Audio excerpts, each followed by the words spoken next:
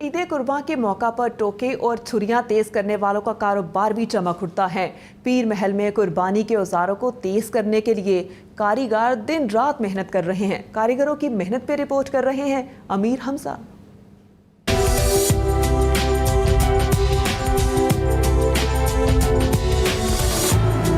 मुल्क भर में हर साल ईद उल अज़हा पर टोके और छुरियों की मांग बढ़ जाती है। रवां साल टोके छुरियां तेज करने वालों के रेट और नखरे आसमान को छू रहे हैं, जबकि नए छुरियां और टोके बेचने वाले भी रेट कम करने को तैयार नहीं। मैं दुकान ते अपने छुरियां ते बूदे तेज कराने वास्ते आया वहाँ।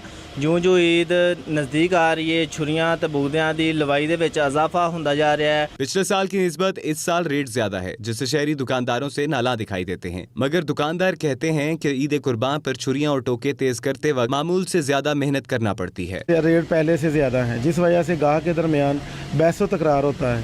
पहले की निस्बत इस बार छुरी में 10 रुपये इजाफा और बुगदे में 30 रुपये इजाफा हो चुका है। ईद कुर्बान पर लोग कुर्बानी के जानवरों के नाज नखरे तो उठाते हैं ही, मगर जानवर ज़िबा करने और औजार बनाने वालों के नखरे भी उठाने पड़ते हैं। कैमरा टीम के हमरा अमीर हमजा, हम न्यूज़, पीर महल। बड़ी ईद